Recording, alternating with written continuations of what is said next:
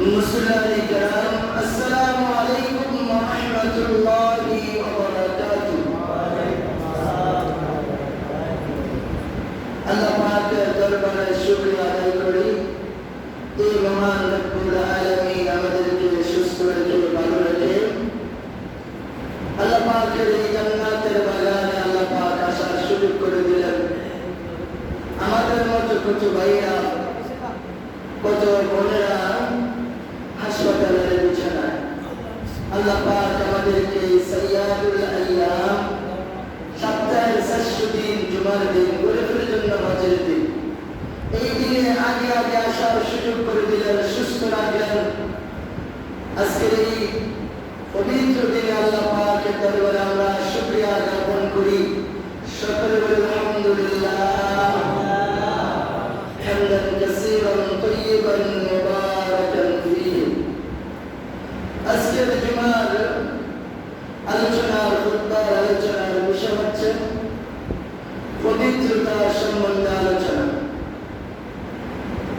আল্লাহ রাব্বুল আলামিন বলতেছেন, আউযু বিল্লাহি মিনাশ শাইতানির রাজীম, বিসমিল্লাহির রাহমানির রহিম, ফালা তাকউদু মা'আল কিরামি ওয়াল কওমিল যালিমিন।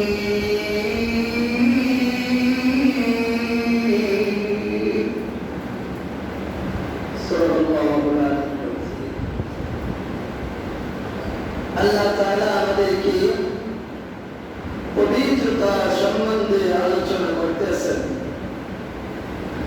আজকে পাক পবিত্রতা সম্বন্ধে আলোচনা করব। হাদিস শরীফে আসছে, আত-তাহুরু শাতরুল ঈমান, যে পবিত্রতা হচ্ছে ঈমানের অঙ্গ, ঈমানের অংশ।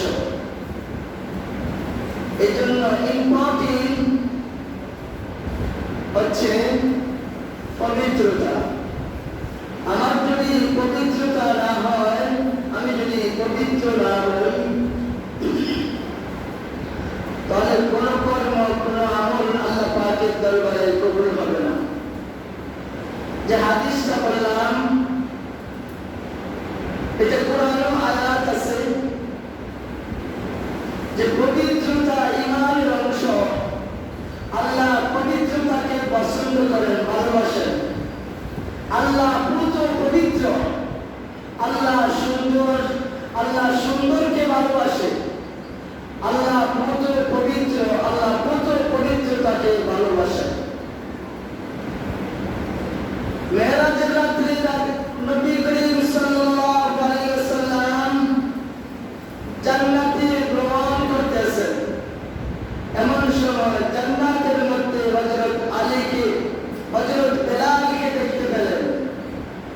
বেলালের হাঁটার আওয়াজ শব্দ শুনলেন। আবার যখন আরশ আজিম মহল্লায় গেলেন, ওইখানে আরশ আজিমের মধ্যে বেলালের হাঁটার আওয়াজ শুনতেছে। সুবহানাল্লাহ। দুনিয়াতে আসার পরে রহমতের নবী, উম্মতের কান্ডারি, দয়াল নবী, দুনিয়াতে আসার পরে বেলালকে একদিন কথার প্রসঙ্গে বলছিলেন, বেলাল তুমি এমন কি আমল করো, কি কর্ম করো, যে আমলের কারণে আল্লাহ পাক তোমাকে এত উচ্চ মাকাম দান করেছে, এত সম্মান দান করেছে। ইয়া রাসূলুল্লাহ, আমার জীবন আপনার কদমে উৎসর্গ করি। আমি এমন কোন আমল করি না, তবে ছোট্ট সামান্য একটা আমল করে আমি সবসময় পবিত্র অবস্থায় থাকি। সুবহানাল্লাহ। অর্থাৎ আমি আমার যখন ওযু ছুটে যায়, আমি আমার সাথে ওযু করে নিই। আমি হাত ছাড়ি, প্রস্রাব পায়খানা ছাড়ার পরে ওযু করে নিই। আমি ঘুম যাওয়ার আগে আবার ওযু করে নিই। খাওয়া দাওয়া করার আগে ওযু করে নিই। ইবাদত আগে তো বটে, অবশ্যই ওযু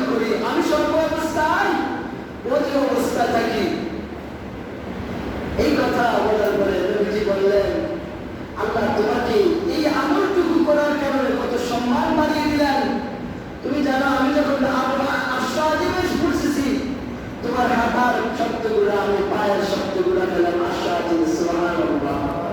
জান্নাতে তোমাকে দেখলাম, তুমি জান্নাতে হাঁটতে আছো। সুবহানাল্লাহ। এই জন্য ওযু ইম্পর্টেন্ট, গুরুত্বপূর্ণ ইবাদতের মধ্যে। অনেক ওলামায়ে কেরাম বলেন যে আজকে আমাদের নাকি 90% লোকের ওযু হচ্ছে না। সুন্নত তরিকা ইহতিমাম গুরুত্ব সহকারে আজকে আমরা অনেকে ওযু করতে আবার অপচয় করে বেশি পানি অপচয় করি। আমি এই মাসালাটা এই হাদিসটা অনেকদিন বলছি। আপনি এখন গোসল করতেছেন, গোসলের পরে আপনি নামাজ পড়বেন, জোহর পড়বেন, আসর পড়বেন, ফজর পড়বেন, জুমা পড়বেন। এখন আপনি গোসল করতে গেছেন, গোসল ফরজ করে ফেলেন না। যদি গোসল করেন না, ওযু ফরজ করে ফেলেন, দৌড়াইয়া আর আপনাকে ওযু করতে হইব না। এটা রাসূলের সুন্নাহ। আপনি একে দুইটা সওয়াব পাইতেছেন। গোসলে গোসল হইল, পবিত্রতা হইল, আবার ওযু হয়ে গেল, গোসল হয়ে গেল, গোসল ফরজ আদায় হইল, ওযু ফরজ আদায় হইল। সুবহানাল্লাহ। পানি আর বেশি অপচয় করিও না। আমি দেখছি আমার মুসলমানের গ্রামের মধ্যে গোসলটা করে আবার ওযু করে বলার পরে এমনটা করেন না কেন? আমার বুঝাই না। এটা যদি এনকার করেন, বিশ্বাস না করে, ঈমান চলে যাবে। রাসূলের হাদিস, রাসূলের বাবা আমল করছেন। রাসূল কবুয়াস্তু মুআল্লিমান, আমি তোমাদের শিক্ষক। আমার আলোচনা যারা শুনছেন, রাসূল আমাদের শিক্ষক। রাসূল আমাদেরকে শিক্ষা দিয়ে গেছেন আমরা কিভাবে ওযু গোসল করব, অর্থাৎ আমার জীবন জিন্দেগি কিভাবে পরিচালনা করব। সুবহানাল্লাহ। ওযু গোসল করার পরে আবার ওযু যদি ওযু ভেঙে যায়, আপনি গোসল ফরজ আদায় করছেন, গোসল করার সময় যদি আপনার ওযু ভেঙে যায় ভিন্ন কথা। সাবান ব্যবহার করলে ওযু ভাঙবে না, হাঁটুর উপরে কাপড় রাখলে ওযু ভাঙবে না, হাঁটুর উপরে কাপড় রাখলে কবিরা গুনাহ হবে, কিন্তু ওযু ভাঙতো না। আমাদের মধ্যে আলেমদের মধ্যে ইখতিলাফ মতপার্থক্য আছে। আলেম মাসালাগত দিক দিয়ে সাহাবায়ে কেরামের মধ্যে ছিলেন মতপার্থক্য, ইখতিলাফ। সাহাবায়ে কেরাম তাবিঈনের মধ্যে ছিলেন, সাইদ মাযহাবের ইমাম সাদুদের মধ্যে ইখতিলাফ ছিলেন। মতপার্থক্য থাকতেই পারে যে কোনো বিষয়ে। আমি একটা মাসালা জানার জন্য বাংলাদেশের শীর্ষ একজন ব্যক্তির কাছে ফোন দিয়েছি। ওনার সাথে আমার ক্লোজ পরিচিত। ফোন দেওয়ার পরে আমি মাসালা জানার জন্য বলছিলাম, তখন আমার কাছে মাওলানা সাহেব, আপনি কি হাদিস শরীফ পড়ছেন না? বুখারী শরীফের হাদিস, মিশকাত শরীফের হাদিস। আপনি আমাদের উল্টো এই মাসালা জিজ্ঞেস করতে আছেন। আমরা যদি এই হাদিস এই মাসালা কম লাগে, সাধারণ পাবলিক কি করুন? আসলে মাসালাটা জানি। এরপর আমাদের সাধারণ লোকের মধ্যে পার্থক্য আছে, দুর্দান্ত আছে। কোন মাসালাটা জিজ্ঞেস করছি। নামাজের পরে রাসূল প্রত্যেক 5 ওয়াক্ত নামাজের পরে মুসল্লির দিকে ফিরে বসতেন। এই মাসালা আমি আরো কম পড়ন হওয়ার জন্য, আমার তো এলেন নাই, এরপরে কিতাবাদি মাসালা কিতাব হাদিস দিয়ে আসছি, গাড়ার পরে এরপর নাকি জিজ্ঞেস করে শুরু করে আমারে বলছে, আপনি কি বুখারী শরীফের বাবু সালাত পড়েন নাই? এটা পড়ছি। মিশকাত শরীফের পড়েন বাবু সালাত, অর্থাৎ নামাজের অর্থ। নামাজের অর্থের মধ্যে রাসূল কিভাবে নামাজ পড়ছেন, নামাজ পড়ার পরে কি আমল করছেন, পুরা পুঙ্খানুপুঙ্খানু 5 ওয়াক্ত নামাজ, সালাতুল জানাজা, সালাতুল ঈদ, সালাতুল ফিতর, সালাতুল তাস, অর্থাৎ যত নামাজ আছে সমস্ত নামাজের ব্যাপারে বাবু সালাতের মধ্যে আলোচনা আসছে। আমার উনি বললেন, আপনি কি এগুলো পড়েন না?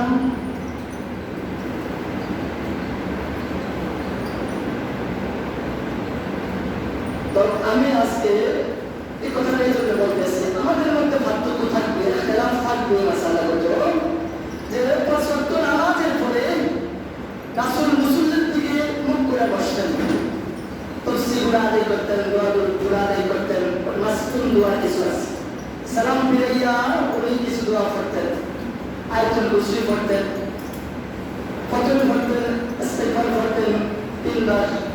এরপরে أشهد أن لا إله إلا الله وحده لا شريك له له الملك وله الحمد وهو على كل شيء قدير. এই দোয়াটা করতেন। এরপরে আয়াতুল কুরসি পড়তেন। অন্য এক এক নামাজের পরে এক একটা দোয়া আছে, মাসনুন দোয়াগুলো আছে, আমরা যেটা করি। এরপরে তসবিহ আছে, এরপরে সুন্নত আদায় করতে।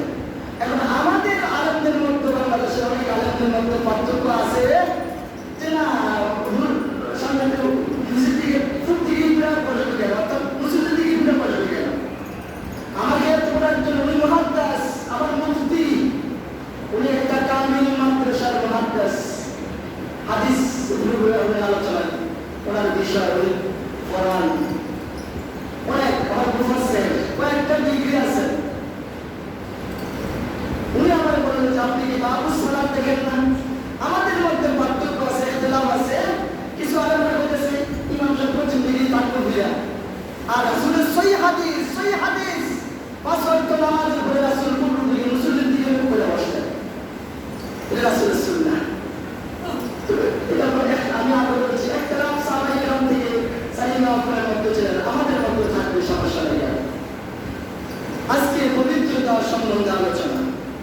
পবিত্রতা হচ্ছে আপনি পাক পবিত্র হওয়া, ক্লিন হওয়া। আল্লাহ রাব্বুল আলামিন সুন্দরকে ভালোবাসেন, সৌন্দর্যতাকে ভালোবাসেন, সুন্দরকে আল্লাহ ভালোবাসেন, পবিত্রতাকে আল্লাহ ভালোবাসেন। ওযুর আলোচনা শুরুতে আমি ওযুর ফজিলত, ওযুর মাহাত্ম্য, ওযুর ফজিলত, ওযু করলে আপনার কি হয় লাভটা, ওযু করলে ওযুর লাভ আছে। ওযুর একটা ইবাদত। আমি মনে করি এখন জুমার নামাজ 2 রাকাত পড়ার জন্য আসছে, এটা আমার ইবাদত না। এই কথাটা আমি আজকে 2 বছর বলতে আছি। শুধু নামাজ রোজার মধ্যে ইবাদত সীমাবদ্ধ না। আপনি যে ব্যবসা করতেছেন এটা ইবাদত, আপনি চাকরি করতেছেন এটা ইবাদত, আপনি কৃষি কাজ করতেছেন এটা ইবাদত, যদি হয় রাসূলের সুন্নাত মোতাবেক। আল্লাহর বিধান এবং রাসূলের সুন্নাত মোতাবেক যদি হয়, তাহলে এটা হবে ইবাদত। এই আপনার জিন্দেগির যে দুনিয়ার যত কর্ম আছে, এজন্য রাসূল বলেছেন আদ-দুনিয়া মাযরাতুল আখিরাহ। হাদিসটা বলেন আল্লাহর নবী রাহমাতুল নবী নবী মুহাম্মদ রাসূলুল্লাহ সাল্লাল্লাহু আলাইহি ওয়াসাল্লাম বলেন, قال رسول الله صلى الله عليه وسلم من ودع فأحسن الوضوء وصلى ركعتين يحدث نفسه فيها بشيء من الدنيا خرجا من ذنوبه كيوم ولدته أمه. এই কথাটা একটু অফ রাখলাম। আমরা ওযু করব, ওযু শুরুতে পড়তে হবে। আমি ওযু কিভাবে করব আমি এটা দেখাবো আজকে প্র্যাকটিক্যাল। ওযু শুরুতে আমাকে দোয়া পড়তে হবে। বিসমিল্লাহিল আলিয়্যিল আযীম, বিসমিল্লাহিল আলিয়্যিল আযীম, ওয়ালহামদুলিল্লাহি আলা দীনিল ইসলাম, আল ইসলামু হাক্কুন ওয়াল কুফরু বাতিল। এটা ওযু শুরুতে, ওযু করার সময় দোয়া করবেন, এটা সুন্নাহ। এই ওযুর শুরুতে এই দোয়াটা পড়া সুন্নাহ। বিসমিল্লাহিল আলিয়্যিল আযীম, ওয়ালহামদুলিল্লাহি আলা দীনিল ইসলাম, আল ইসলামু হাক্কুন ওয়াল কুফরু বাতিল। এটা ওযুর দোয়া। আমি ওযু এরপরে শুরু করলেন। তবে আরেকটা মাসালা বলি যে অনেক হাদিসে কঠিন কথা বলা হয়েছে যে ওযুর শুরুতে যদি আপনি বিসমিল্লাহ না বলেন তাহলে আপনার ওযু হবে না। আমার আলোচনা এখন যারা শুনছেন, ভিডিওর মাধ্যমে যারা আমার ইউটিউবে আমার আলোচনা দেখবেন, সকলকে মা বোন আমার মুসলমান ভাইদেরকে উদ্দেশ্য করে বলছি যে আপনি ওযুর শুরুতে বিসমিল্লাহির রহমানির রহিম বলতে হবে অবশ্যই, মাসুম কনফার্ম। তাহলে আপনার যদি বিসমিল্লাহ না বলেন আপনার ওযু হবে না। এবার ওলামায়ে কেরাম মাযহাবুল ইমামরা বলতে রয়েছে। আমি একটা সত্য হাদিস পেয়েছি, সত্য হাদিস। আমার সত্য এলাকার দ্বারা আমি সত্য কথাটা বলতে চাই না, সহজ যেটা বলতে চাই, আপনাকে ওযুর শুরুতে বিসমিল্লাহির রহমানির রহিম বলতে হবে। আর যদি আপনি বিসমিল্লাহ এই না বলেন, এই দোয়াটা যদি পারেন তাহলে হয়ে যাবে। এটার মধ্যে বিসমিল্লাহ আছে, আছে না? বিসমিল্লাহিল আলিয়্যিল আযীম, আলহামদুলিল্লাহ, এই দোয়াটা বলবেন। অথবা বিসমিল্লাহির রহমানির রহিম, এই বিসমিল্লাহির রহমানির রহিম বলে সুন্নাত,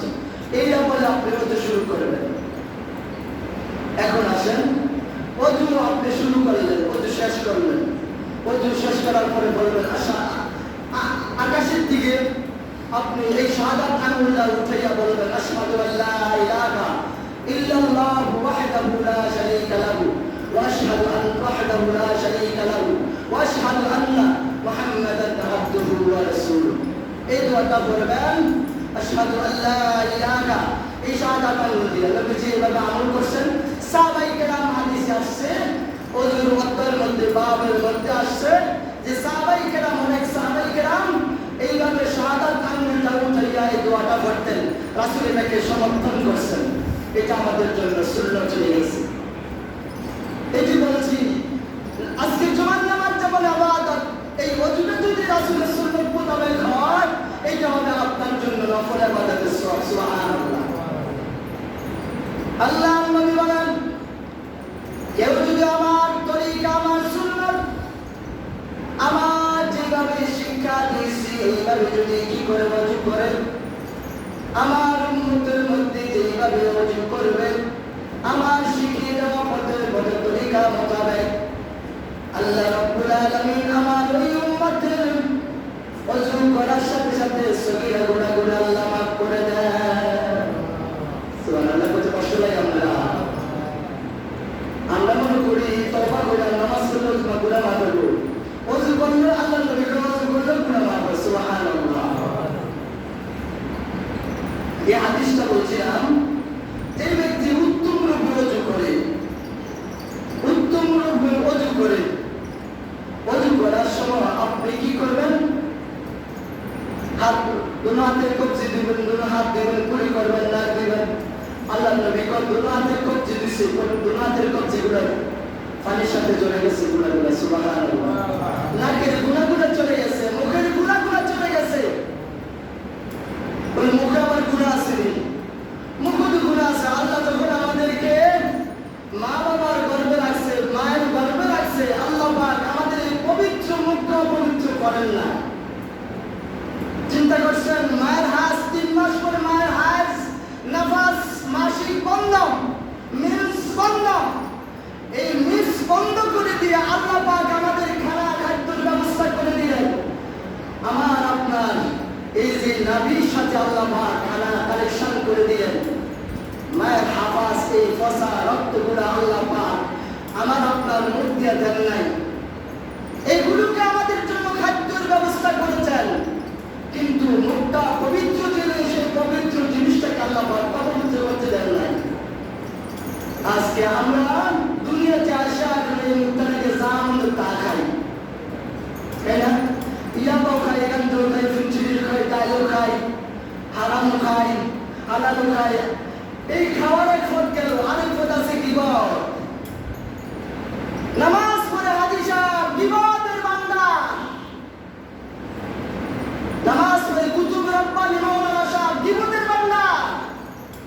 এ ব্যক্তি নামাজ আল্লাহর কাছে কবুল হবে না, এটা দুনিয়ায় থাকবে দেখানো নামাজ। তাদের কাছে গীবতের বান্দা আছে, মানুষের সমালোচনা করে। এই জন্য কয় ওযুর দ্বারা তার এই মুখের গুনাহগুলো, ওই যে মুখের গুনাহ হয়েছে, মুখের অপবিত্র করছে, এই কুলি করার দ্বারা 3 বার কুলি করতে আছেন, এই কুলির দ্বারা আল্লাহ পাক তার গুনাহগুলি মাফ করে দেয়। সুবহানাল্লাহ।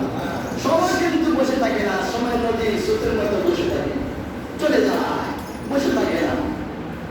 যে হাদিসটা বলছিলাম, আল্লাহর নবী বলেন, কেউ যদি উত্তম রূপে ওযু করার পরে 2 রাকাত দুহুল মসজিদ আদায় করে অথবা 2 রাকাত তাহিয়াতুল ওযু আদায় করে, এই জন্য মসজিদে আসলে প্রথমে দুহুল মসজিদ 2 রাকাত আদায় করবেন অথবা তাহিয়াতুল ওযু 2 রাকাত আদায় করবেন। আল্লাহর নবী বলেন, কেউ যদি উত্তম রূপে ওযু করার পরে 2 রাকাত মসজিদে দাখিল করার পরে মসজিদে আসেন নাই, করে ওযু করে ঘরের মধ্যে ঢুকছেন, তাই নামাজ বিছাইয়া নামাজের মুসল্লা বিছাইয়া অথবা ফ্লোর আছে পাকা, টাইলস আছে পাকা, পবিত্র আছে, এই পবিত্র জায়গার মধ্যে আপনি গোসল করার পরে ওযু করার পরে সাথে সাথে 2 রাকাত নামাজ আদায় করে নিলেন। আল্লাহর নবী বলেন, আমার উম্মতরা কেউ যদি মায়ের পেট থেকে সত্য ভূমিষ্ঠ হয়, যার তার শরীরের মধ্যে একটা গুনাহ নাই, একটা গুনাহ নাই, সে নিষ্পাপ, সে নিষ্পাপ। আমার উম্মতরা যদি আমার উম্মতের মধ্যে কোনো নরনারী যদি 2 রাকাত ওযু করার পরে 2 রাকাত নামাজ আদায় করে আল্লাহ পাক তাকে এমন ভাবে পবিত্র করে দেয়। এটা ওযুর মাহাত্ম। ওয়ালাম ইয়াসরুফ ফীহি মা আফরা লাহু মা তাকাদ্দামা মিন যামবিহি। সে যদি আবার ভুল ত্রুটি করে, আবার যদি ওযু করে 2 রাকাত নামাজ আদায় করে, মা তাকাদ্দামা বিহি যামবিন যামবিহি বিজিদ মা তাকাদ্দামা, পুনরায় যদি সে ভুলভ্রান্তি করে, অপরাধ করে, গুনাহ করে, পুনরায় যদি আবার 2 রাকাত নামাজ পড়ে, আবার পুনরায় আল্লাহ তার জীবনের গুনাহগুলি মাফ করে দিলেন। সুবহানাল্লাহ। ওযুর কথা বলতে গেলে অনেক ইয়ার সময় পাওয়া শেষ, অল্প আছে। এখন আমি আপনাদেরকে ওযুটা দেখাবো প্র্যাকটিক্যাল। একটু দেখুন,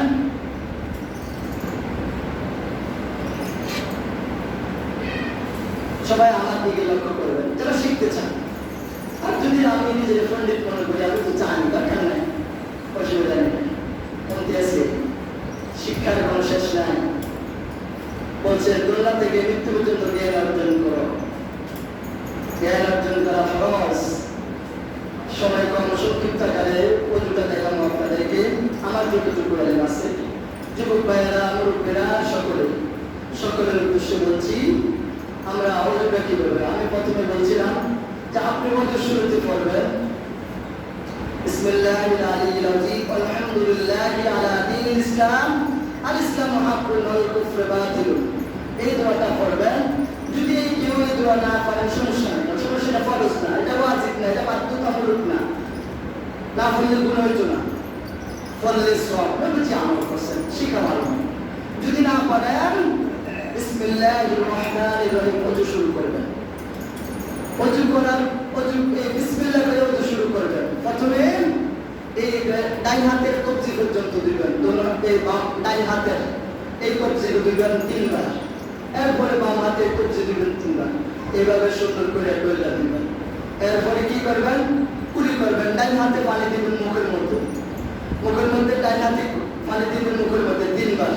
গড়গড়া করে পানি ফালাবেন। গড়গড়া করা অনেক সময় ইমাম আল-বুখারী রাহমাতুল্লাহ আলাইহি বলছেন, অনেক মুফতিরা বলছেন ওয়াজিব গড়গড়া করা।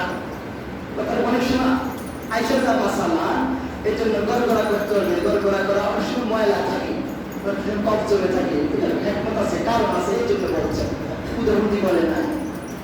এই জন্য গড়গড়া করবেন। তারপরে আপনি নাকে ডান হাতে পানি দিবেন। আমার দিকে লক্ষ্য করেন, ডান হাতে পানি দিবেন নাকের মধ্যে। এই বাম হাতে বুঝাঙ্গুল এবং কান্নাঙ্গুল দিয়ে একেবারে আপনি জ্বালা দিবেন। নাকের মধ্যে ময়লা থাকে, বালু টালু থাকে, অথবা ময়লা জমা থাকে, এই জন্য এটা ভালো করে পরিষ্কার করে চুল থাকে তো ভিতরে ফেলে পালাই দিবেন, পরিষ্কার করবেন 3 বার। এরপরে আপনি হাত এবারে কুশ করে পানি দেবেন।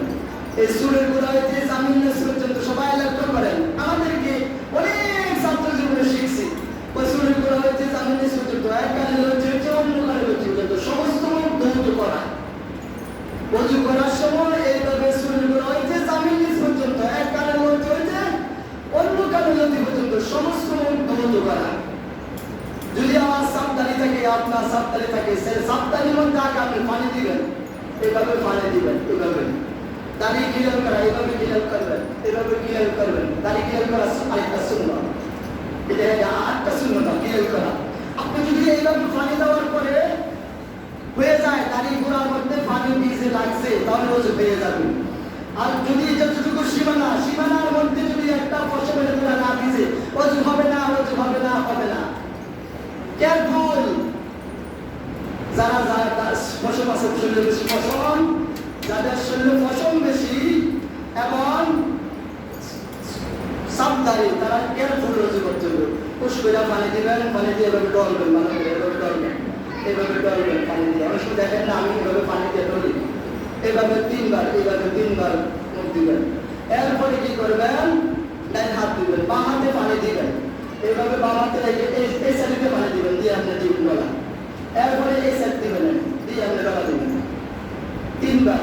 কোলের উপর পর্যন্ত দিবেন। এই কোলে পর্যন্ত হইতো না, মানে সতর্ক, কোলে পর্যন্ত করছে, কিন্তু আমরা সতর্কতার সাবধানের সহিত কোলের উপর পর্যন্ত দেব। এভাবে গায়ের মধ্যে পশম থাকে, একটা পশমের গোড়া যদি ফরজের জায়গাগুলো, এটা ফরজ, ওজুর মধ্যে ফরজ 60টা, সমস্ত মুখ ধৌত করা, 2 হাত করে সময় ধৌত করা, মাথা সালবাগের একবার মাসে করা, আর দুই পায়ের টাকলি সময় ধৌত করা, এই 60টা ওজুর মধ্যে ফরজ 60টা। এই 60টার থেকে যদি একটা ছুটে যায়, একটার মধ্যে একটু ছুটে যায়, তাহলে ওজু শেষ হতো না। আপনি যত আমল করছেন সব করবা, ওজু ছাড়া করা আমলে ইমান চলে যাবে, রাসূল বলছেন, হাদিস কষ্ট চলে যাবে। এই জন্য কেয়ারফুল, ভালো করে ডলবেন সুন্দর করে। এরপরে বাম হাত এভাবে ডান হাতে পানি দিবেন, দিয়া এভাবে সুন্দর করে ডলবেন, এভাবে সুন্দর করে পানি সুন্দর করে খেলবেন। বেশি তাড়াহুড়ো হবো না, বেশি ধীরে একবারে অস্থির হবো না, মিডিয়াম ভাবে ওজু করতে হবে। অনেকে যুবকেরা অভ্যাস খারাপ, ওজু করতেছে, কথা বলতেছে, গপ মারতেছে, কিন্তু পানি করতেছে, পানি চালা বসাইতেছে নাকি তারা কেউ বসে লাগে না, কেউ বসে না লাগো, কিন্তু আপনি গুনাহের কাজ করতেছেন। নামাজ পড়বেন কিন্তু গুনাহ করতেছেন ওজু করতে সময়। সবার ভালো লাগে করতেছে, কারণ ওই যে অপচয় করতেছেন, অপচয়ের কারণে করে আমরা গুনাহ করতেছেন। এই জন্য ওজু করতে সময় পানি বেশি অপচয় করা যাবে না, মিডিয়াম ভাবে একটু সুন্দর করে তেমন সুন্দর করে ওজু করে দেব। এরপরে মাথা মাসে করবেন। কথা সবাই আমার দিকে তাকান, এই 3টা আঙুল, দুই হাতের 3 আঙুল এইভাবে নেবেন, এইভাবে নিয়ে আসবেন। এরপরে এই 2 আঙুল এই কানের মধ্যে আপনি ডলা দিবেন, এই 20 আঙুল দুটোটা কানের মধ্যে ডলা দিবেন। এরপরে এই 20 আঙুল দিয়ে রক্ষা করবেন, এইভাবে নিয়ে এভাবে পিছের দিকে এভাবে নিয়ে আসবেন। এরপরে আবার আপনাকে কি করতে হবে, এই দুটোটা হাত লাগাইতে হবে। ওই প্রথম যে 3 আঙুল লাগাইছি, এই 3 আঙুল আবার এইভাবে গর্দান মাসে করা সুন্নাহ, এইভাবে গর্দান মাসে করবেন। গর্দান মাসে করলে আপনার এই গর্দানের গুণাগুলো চলে যায়, গর্দান মাসে করা সুন্নাহ এইভাবে। এরপরে দুই পায়ে টাকনু সহ এই টাকনু দিয়ে উপর পর্যন্ত টাকনু দিয়ে প্রথমে ডাইন চাই, বাম হাত দিয়ে পাও দিবেন, বাম হাত দিয়ে পাও দিবেন, ডাইন হাত লাগাবেন না, সুন্নতের খেলাফ। এইভাবে ওজু করতে হবে। আল্লাহ নবী কয় যে কেউ যদি এইভাবে ইহতিমাম সুন্দর করে গুরুত্ব সহকারে ওজুটা করলো, তার আমলনামা নফল ইবাদত করলে যে সওয়াব আল্লাহ তাকে এই সওয়াব দান করবেন। সুবহানাল্লাহ, সওয়াব আল্লাহ দান করবেন, আল্লাহ তাকে নিষ্পাপ হিসেবে ঘোষণা করেন। সুবহানাল্লাহ, তার গুনাহগুলো নাকি আল্লাহ মাফ করে দেয়। সুবহানাল্লাহ। আসুন আমরা পানি অপচয় না করে আমরা সুন্দরভাবে ইহতিমাম গুরুত্ব সহকারে সুন্দরভাবে ওজু করি। পবিত্রতা হওয়ার দায়িত্ব, পবিত্রতা অর্জন করতে হবে। যারা নামাজ পড়তে আসছেন, আপনার এই টুপিটা, আপনার এই পাঞ্জাবি, আপনার এই গেঞ্জি, আপনার এই প্যান্ট, এই সালোয়ার, আপনার এই শর্ট প্যান্টটা, এটা পবিত্র কিনা খেয়াল রাখতে হবে। এটা সবার জন্য বলো, সবার জন্য বলতে আসি, আপনি এই কাপড় সুপুরগুলো পরে পড়বেন, নামাজ পড়বেন, এই কাপড় সুপুরগুলো পবিত্র কিনা।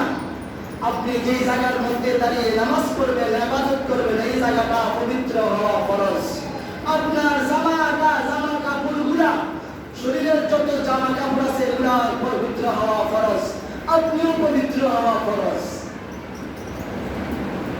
এই জন্য আমরা সর্ব অবস্থায় পবিত্র থাকবো, পবিত্রভাবে সুন্দরভাবে। পবিত্রতা আল্লাহ পাক পছন্দ করেন, ভালোবাসেন।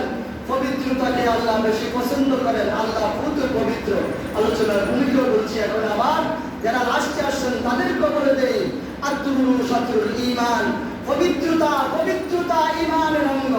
পরিষ্কার পরিচ্ছন্নতা হচ্ছে মানুষের একটা জিনিস। আপনার গায়ে ধনী গরিব লেখা থাকে না, শিক্ষিত না মূর্খ, এটা লেখা থাকে না। এজন্য আমি যুবকদেরকে বলবো, অভ্যাস খারাপ, দাঁড়িয়ে প্রসাব করে, এটা জানোয়ারের কাজ, এটা গরু ছাগলের কাজ। কুত্তা দেখেন টাঙ্গে একটা তুলে কুত্তা দেয়। ভাই যুবকেরা সাবধান। একটা ছেলে 14-15 বছর হয়েছে, কয় আমার কাছে কথা একদিন কইতেছে, আমার মা বাবা যারা সাবধান করছে, তো ওর কাজ দাঁড়াইয়া প্রসাব করি না, প্রসাব তো দাঁড়াইয়া করে, আবার ফাইনাল খরচ করে না। 14-15 বছর হয়ে গেছে, সমাজের ফলে গেছে, সমাজ হাতে বলে দাঁড়াইয়া প্রসাব করে, প্রসাব করে ফাইনাল খরচ করে। চিন্তা করছেন নেই? মুসলমানের সন্তান, এই জন্য অভ্যাস খারাপ। যুবকদের কেয়ারফুল, যুবকেরা, এই শরীরে এই সময় তো শেষ। এই প্রস্রাবটা যদি তোমার জামার মধ্যে লাগে, তোমার শরীরের মধ্যে এটা অ্যাসিড তোমার শরীরে পুরা হবে। এই জন্য প্রস্রাব যেন তোমার কাপড় সুপুরে না পড়ে, দাঁড়িয়ে প্রস্রাব করলে প্যান্টের মধ্যে, লুঙ্গির মধ্যে, শরীরের মধ্যে সোনা পড়ার সম্ভাবনা বেশি আছে, ঠিক না? এই জন্য দাঁড়িয়ে প্রচার করা যাবে না। দক্ষিণ দিকে ফিরাম, উত্তর দিকে প্রচার করতে হবে। ক্যাবলার দিকে ফিস দিয়া ক্যাবলার দিকে ফিরাম মাকরুহ এবং সুন্নতের বলে খেলাম। একটু মূল করে বলতে হবে। যদি আমি দক্ষিণ দিকে বসতে পারি না, মাসালা আসছে হাদিসে যে আপনি থুতুটা কোন দিকে পালাবেন, থুতু সামনের দিকে আপনার ক্যাবলা, আপনি সামনের দিকে পালাবেন না, হাতের বাম পাশে থুতু পালানোর সুন্নাত। সুবহানাল্লাহ। ইসলাম কত সুন্দর ডিপ্লিসিট শৃঙ্খলা শিখাইছে, আমরা বুঝি না। যুবকেরা, আজকের আলোচনা শেষ, 1 মিনিট একটা কথা বলবো। রানা আছে এখানে, রানা, নাসের সহ আরো যারা যুবক আছে সকলকে আমি উদ্দেশ্য করে বলছি, আমি আজকে 2 বছরের মধ্যে দেখলাম এই পুষ্করির মধ্যে আমাদের মা বোনেরা গোসল করে। এটা আমাদের থেকে আমরা গুণাগার হচ্ছি যে মা বোনেরা গোসল করে কিন্তু পর্দা নাই আপনার মধ্যে। কিভাবে গোসল করে, কিভাবে তার কামসু ফুলটা এখানে ভালো না, অনেক সময় নিজের থেকে চোখ বন্ধ হয়ে আসে। সত্য কথাটা বলছি, অনেক সময় নিজের খুব খারাপ লাগে। আমি রানা এবং রাসেলকে 2 জায়গায় 2 বাড়ির 2 জনকে দায়িত্ব নিয়ে তোমরা যদি একটা কাজ করতে পারো, এটা হজ, মক্কা মদিনা যাওয়া লাগবে না, তোমার ঘরের মধ্যে তোমার হজ। আরে তুমি এগুলো করলে যে একজন বেশ্যা যার বেশ্যালয় করতো, একজন খারাপ নারী, আল্লাহর কাছে নিকৃষ্ট ব্যক্তি, একটা কুকুরকে, বিবাসিত কুকুরকে বালিকা হইয়া সে জান্নাতি হয়ে গেছে। আর আমরা মুসলমান নবীর উম্মত, শ্রেষ্ঠ নবীর উম্মত, আমাদের এই কাজগুলো আল্লাহর কাছে দামি হয়ে যাবে। রানা এবং রাসেলকে বলছি, এই 2 কাঠলার মধ্যে অথবা একটা কাঠলার মধ্যে টিন দিয়া সুন্দর করে একটা পর্দার ব্যবস্থা করে যায় কিনা। মেয়েরান এই কাঠলা দক্ষিণ দিয়া কাঠলার মধ্যে গোসল করবে, গোসল করার পরে তার পোশাকাদি ভালো লাগবে, কাপড় পরবে। এটার জন্য একটু চিন্তা করার জন্য ঘোষণা দিলাম। আলহামদুলিল্লাহ রাব্বিল আলামিন। আসসালামু আলাইকুম ওয়া রাহমাতুল্লাহি ওয়া বারাকাতুহু। যারা কাপড় জমা পড়ে সারা কাপড়